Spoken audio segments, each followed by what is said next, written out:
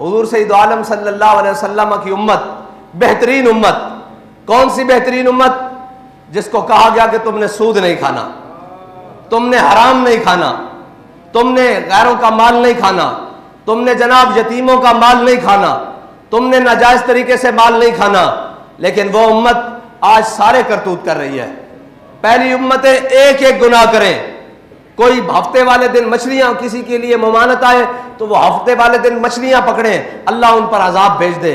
किसी की मुझे ये बताएं कि आज जिधर जाओ, इस तरह शहर की जिस तरफ निकल जाओ, वहां बड़े बड़े पोश इलाके हैं, बड़े बड़े जनाब सोसाइटियां हैं और बड़ी बड़ी दीवारें हैं और बड़ी बड़ी उनकी चेक पोस्टें हैं। अंदर दाखिल होने से पहले अपनी शनाख्त करवाई जाए। बनी इसराइल की एक कौम जिसके अमीरों और गरीबों के दरमियान जिसके अमीरों ने दीवार खड़ी कर दी, भाई इस कौम के गरीब इधर रहेंगे और अमीर इधर रहेंगे। जब दीवार खड़ी कर दी, एक रात जब वो सोए, सुबह उठे तो गरीब अमीरों की जानिब से कोई शोर शराबा नहीं, कोई जनाब उठने के असरात नहीं, कोई जनाब बातों की आवाज नहीं। तो गरीबों ने कहा हम झांक कर देखो तो सही, ये आज उठे नहीं, खैर हो, ये खामोश होकर बैठे हैं। जब गरीब कौम ने अमीरों की तरफ झांका तो देखा कि वो कुत्ते और खिंजीर बन चुके हैं। सिर्फ मेरे अल्लाह को यह बात पसंद नहीं आई कि तुमने इनके दरमियान तफरीक पैदा क्यों की है। जब मैंने जो खुद बनाया है अपने बंदों को, खुद किसी को गरीब बनाया, किसी को अमीर बनाया, किसी को ऊंचा बनाया, किसी को नीचा बनाया है, किसी को बड़ा बनाया, किसी को छोटा बनाया, तुमने दरमियान में दीवार क्यों है? अल्लाह ने उनको खिंजीर और बंदर बना दिया। लेकिन ये आज हर तरफ यही तमाशा है। बनी इसराइल वाले कौम वाले सारे गुनाह, वो मौलवी हो उनमें भी मौजूद है जी, वो पीर हो उनमें भी मौजूद, वो मशाइख हो उनमें भी मौजूद, वो अवाम हो उनमें भी मौजूद, वो सियासतदान हो, वो कोई भी तबका है फिक्र से ताल्लुक रखने वाले लोग हो, उनके अंदर वो सारे गुनाह मौजूद हो। लेकिन फिर भी इनके ऊपर अजाब नहीं आता, ना डड्डुओं का, ना टिड्डियों का, ना खून का, ना बारिशों का, ना तूफानों का, ना सैलाब का, फिर भी इनके ऊपर इज्तिमाई अजाब नहीं आता। तो इसकी वजह क्या है? आला हज़रत फरमाते हैं ताए अरब जिलाए करब फयूज अजब बगैर तलब, ये रहमत रब है किसके सबब, बेरब्बे जहां तुम्हारे लिए। और जमहूरियत के नाम पर और जनाब मफाद आमा के नाम पर, मफामत के नाम पर, वो जो शख्स आया है हमारी वजारत उज़्मा के सीट पर 10 महीने 11 महीने हुए हैं, वो आया शख्स, वो कहता था मैं इस कौम को बचाने के लिए, इसकी मैशत ठीक करने के लिए अगर कपड़े भी अपने बेचने पड़े तो वो भी जनाब बेचकर इनकी खिदमत करूंगा। उसने कपड़े क्या बेचने थे? जो फितरत ने लिबास दिया है, खाल और मांस और गोश्त, उसने वो भी नोचना शुरू कर दिया है कौम का। और कभी भी फलाह नहीं पा सकती कौम, ये बात पक्की है। और ये कहते थे हिसाब डार आएगा। मैंने कहा था तुम्हारी मैशत दुरुस्त नहीं हो सकती क्योंकि तुमने नामूस रिसालत पर मुदाहनत की है, तुमने खत्मे नबुव्वत पर मुदाहनत की है, और जो तेरे दर से यार फिरते हैं वो दर बदर यूं ही खार फिरते हैं। हाँ, फिर रहे हो कि नहीं दर बदर खार? हाँ, तू आया न डरते क्यों बदनसीबा। हाँ, तुसी आ जाते तुहाडे कोल मौका सी। बाबा जी फरमाते जिंदगी च एक वेला आया आंदा कि बंदे नूं या इधर दा फैसला करना पैंदा या इधर दा फैसला करना पैंदा। काश के तुसी सारे रसूलुल्लाह दे दर दा फैसला कर लेंदे। आज तक तुहानू सारे कह रहे हैं तुसी डिफॉल्ट भी हो चुके हो, तुसी जनाब मंगते भी हो, तुहाडे कोल मुल्क भी नहीं चल रहा। कहने जी आप कहते हैं जनाब सूद को खत्म करने वाली बात, और आप कहते हैं जनाब ये कोई ठीक बात है कि जनाब आप कहते हैं हम सूद नहीं देंगे। मैंने कहा ये ठीक है कि दुनिया के आगे झोलियां फैलाकर फिरो, और ये ठीक है कि दुनिया के आगे दामन फैलाकर फिरो, और तुम इमदाद देने जाओ और अगले दरवाजे बंद करने कहीं लेने ना आ जाए, और तुम दुनिया को इमदाद देने की बजाय ये बयान दो कि हम 6 महीने तक इनसे इमदाद लेंगे नहीं, डूब मरने का मकाम है तुम्हारे लिए। और पूरी कौम इसके साथ बिल्कुल जनाब खड़े हैं जी, हम जमहूरियत के साथ खड़े हैं। और भाई जमहूरियत जब सारे गरीब मार देगी तब जमहूरियत से जान छुड़ाई जाएगी। आओ आज भी हुजूर के दीन की तरफ, आज भी इन अयाशों की बदमाशियां बंद करो। और हमने कहा था तेल की कीमतों में इजाफा, तो आज हम प्रेस कॉन्फ्रेंस करने लगे हैं। हमने पता है सबसे आखिर में क्यों ऐलान करना है, उसकी एक वजह है। उसकी एक वजह है कि हम इंतजार कर रहे थे, हो सकता है जिनको आजादी की जंग लड़ने का शौक चढ़ा हुआ था वो कुछ कर ले कौम के लिए, कुछ बोल ही पड़े अपने इक़्तिदार की हिर्स के अलावा कि यार इस कौम को मारना है तुमने। तुम्हें चाहिए तो ये था कि तुम मिनी बजट पेश करते हुए ये कहते कि हम अपनी अयाशियां खत्म कर रहे हैं। आज के बाद जितने सरकारी जनाब तेल लेने वाली गाड़ियां हैं और गाड़ियां हैं, उनका खर्चा हम खुद बर्दाश्त करेंगे।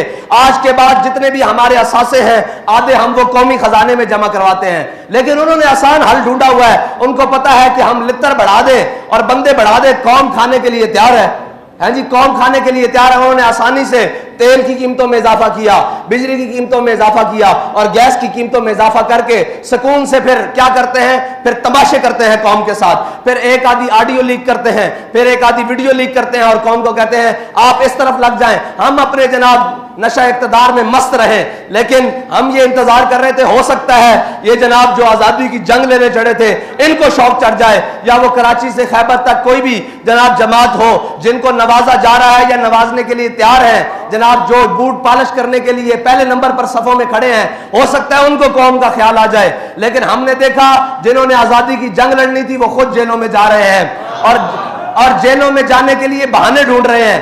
और जनाब जिन्होंने कहा था कि हम मैदान में खड़े हैं, वो जनाब आगे लेटने के लिए तैयार खड़े हैं। तो फिर हमने कहा कि आखिरी तो हम ही रहते हैं।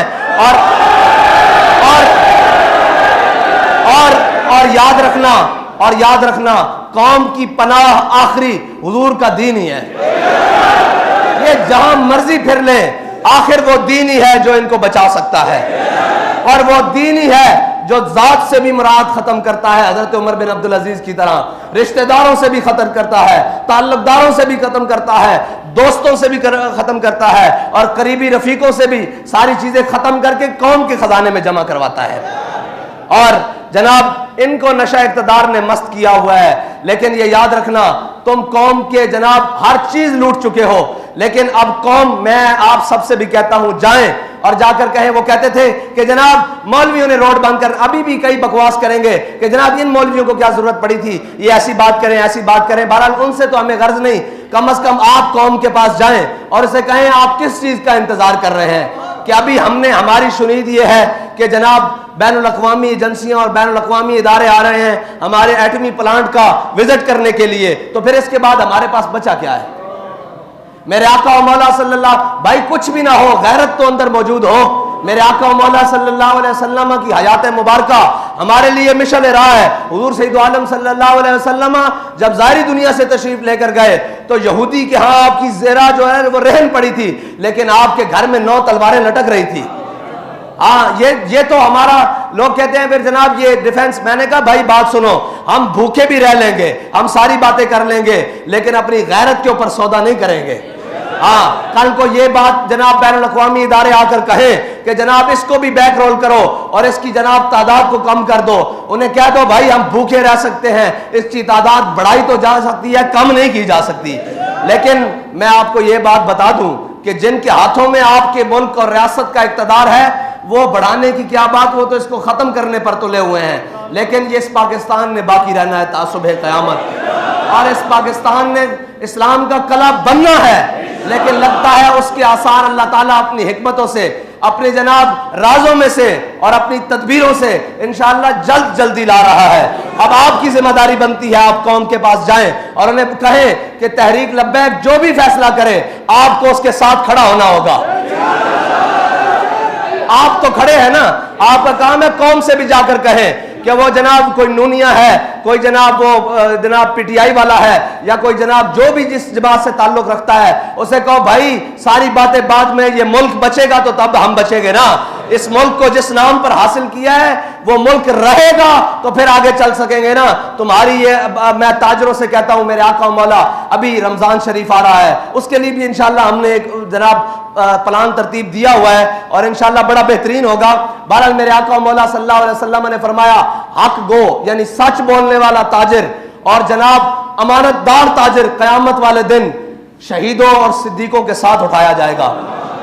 लेकिन सच बोलने वाला ताजिर और जनाब अमानतदार ताजिर, लेकिन यहां क्या होगा, अभी जनाब आएगा रमजान तो कीमतें 3 गुना बढ़ा दी जाएंगी। फिर उन पैसों से जनाब उम्रे पर जाया जाएगा और हुजूर की बारगाह में सामने खड़े होकर कहा जाएगा, या रसूलुल्लाह मैं आ गया। उन आका मौला सल्लल्लाहु अलैहि वसल्लम के सामने जाओगे, उस नबी के उम्मती जिसके आका मौला सल्लल्लाहु अलैहि वसल्लम ने फरमाया, मन गश्शना फलैसा मिन्ना, जिसने मिलावट की वो हमारे में से नहीं, जिसने जखीरा अंदोजी की वो हमारे में से नहीं, और जिसने कौम को धोखा देकर माल बेचा वो भी हमारे में से नहीं। यार बताओ, उन पैसों से जाकर तुम हुजूर की बारगाह में पेश होते हो, ना खौफे खुदा न शर्म नबी, और ये भी नहीं और वो भी नहीं। आओ हुजूर के दीन की तरफ, और आप सब ने भी तैयार रहना है। मैं पूरी पाकिस्तानी कौम से कहता हूं, आप सब ने भी तैयार रहना है, और शुक्र करो कोई बोलने वाला है, वरना इन्होंने तो तुम्हें जनाब गरीब को तो पहुंचाई उस नहज पर दिया है कि जनाब गरीब का पेट्रोल 300 रुपए हो जाए, वो गरीब ये सोचते हुए मर जाता है कि मुझे पैसे मिल भी गए तो मैं लाइन में लगकर डलवाऊंगा कैसे, फिर इसकी बचत कैसे करूंगा। और हमने तो नुस्खा पहले बता दिया हुआ है। इंशाअल्लाह अभी आपके साथ मैदान में बात होगी कि आपने बदमाशी करते हुए बढ़ाया कैसे है।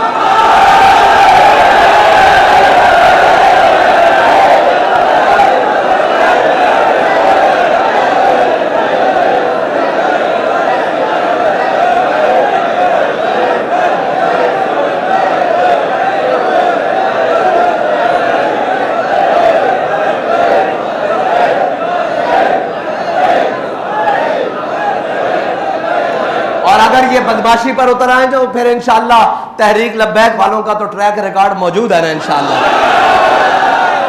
हाँ, फिर हमें तो ये जानते हैं अच्छी तरह कि हम फिर जिस हद तक भी जाएं फिर हमारा काम वो होता है। तो फिर हमारे बड़े तो हमें सबक पढ़ा कर गए हैं कि ऋषि के फाकों से टूटा न बरहमन का तिलिस्म, आसान हो तो कलीमी है कारे बेबुनियाद। हमारे बड़े तो फिर हमें वो रास्ता बता कर गए हैं, और उस रास्ते पर अल्हम्दुलिल्लाह हम आज भी चलना जानते हैं, और हम अपनी नस्लों को भी सिखा रहे हैं कि हुजूर के साथ वफा करनी कैसे है। और ये सिर्फ पाकिस्तान का मसला, सिर्फ महंगाई का नहीं है अल्लाह के बंदो, ये पाकिस्तान की बका का मसला है।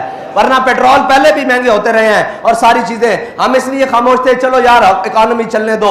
आज जनाब पाकिस्तान का कर्जा 51,000 अरब रुपए हो गया है, 51,000 अरब रुपए। पिछले एक साल में 23% कर्जे में इजाफा हुआ है। पिछले साल जो था वो पाकिस्तान का तकरीबन कर्जा 41,500 अरब रुपए था, यानी 41,557 या 550 या 55 इतने अरब रुपए था।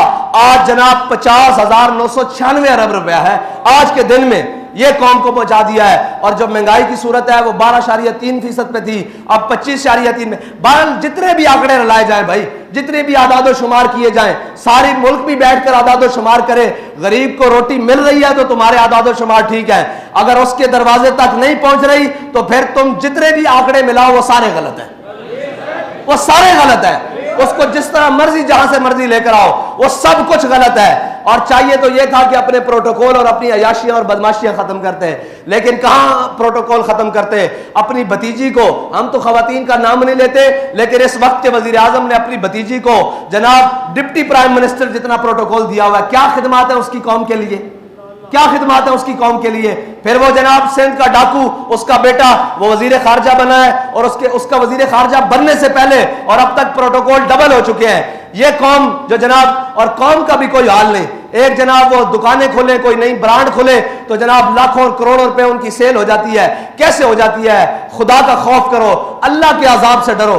अल्लाह ताला, जब मेरी बात सुनो, जब कौमें और कौम के जिम्मेदारान बदफितरती पे उतर आते हैं ना, और उनको किसी चीज की परवाह नहीं होने लगती, फिर अल्लाह ताला जिल्लत उन कौमों का मुकद्दर लिख देता है। हाँ, फिर याद रखना, फिर अल्लाह ताला, हाँ अल्लाह के निश्तर हैं, तैमूर हो या चंगेज। अब्बासियों की जनाब खिलाफत ऐसे नहीं टूटी थी, उनकी अपनी हरकतें भी ऐसे थी। हाँ, वो सोने और चांदी के जनाब बर्तनों में खाने खाने शुरू हो गए थे, और उनके गरीब जनाब दरवाजे पर जनाब भूखे प्यासे बिलखते मर जाते थे, उनके सिपाहियों की तनख्वाहें पूरी नहीं होती थी। याद रखना, जो कौमें इस नहज पर उतर आए फिर उन कौमों का निशान बाकी नहीं रहता। यहाँ तैमूरी और चंगेजी सारे मिट गए और सब मिट जाएंगे, लेकिन याद रखना, अगर अपना नाम बाकी रखना है और अपना तशख्खुस बाकी रखना है तो फिर किफायत शारी अपनानी होगी, फिर कौम बनकर रहना होगा। ये भेड़ चाल नहीं हर कोई अपना अपना सोच रहा है। मेरे आका और मौला सल्लल्लाहु अलैहि वसल्लम का दीन ही है जो जनाब इसार भी सिखाता है, मोहब्बत भी सिखाता है और लोगों पर खर्च करना भी सिखाता है। वरना बाकी दौलत तो जनाब या फिरौनियत सिखाती है, या कारूनियत सिखाती है, या चंगेजियत सिखाती है। अल्लाह ताला हमें हुजूर के दीन के साथ मुखलिस होने की तौफीक अता फरमाए।